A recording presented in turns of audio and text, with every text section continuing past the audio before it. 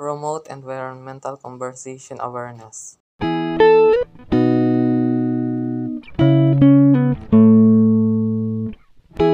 This example cut down trees on deforestation. Ang kalikasan ang nagbibigay sa atin ng mga pangangailangan natin sa pang-araw-araw. Subalit hindi lang tayong mga tao kundi pati na rin ang mga hayop na nakapaligid sa ating kalikasan. At sa umagang masisilayan mo ang halimuyak na nadarama mo sa simoy ng hangin na matatamo mo sa araw-araw. Subalit paglipas ng ilang panahon, ang magandang kalikasan tila walang buhay na sa ngayon.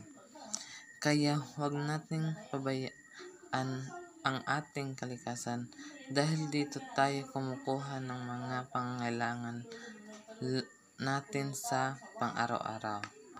Paano na kaya kung naubos na ang ating mga puno dahil sa ating pangangailangan kumuha ng mapagkakitaan?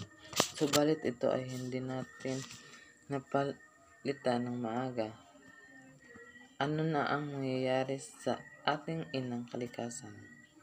Di natin napapansin sa tuwing tayo ang puputol ng mga puno sa isang araw, tila sa sunod na henerasyon wala na kasi naubos na natin ngayon. Subalit hindi natin napapansin na tayo pala ang sumisara sa inang kalikasan. Paano na kaya kung naubos na nating putulin ang mga puno at nagawa na natin itong produkto? Ngunit dapat may gawin tayo. Huwag nating hayaan na masira ang ating inang kalikasan. Sapagkat ngayon na tayo umaksyon.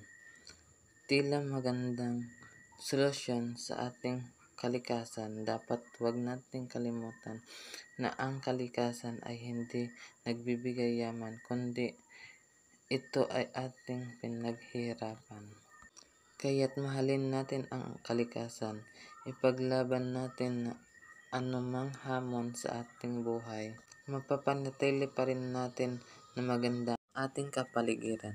Tignan niyong mabuti ang ating kapaligiran. Tila ubos na ang mga puno. Paano na kaya ang kalikasan? At dahil dito, maaaring magdulot ito ng malaking pagbaha at pagguho ng lupa.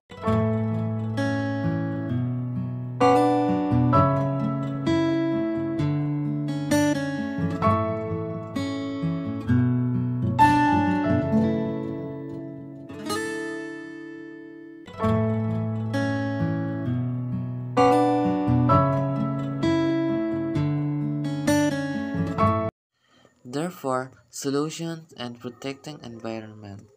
This planting trees is most important because trees produce carbon dioxide and fresh air.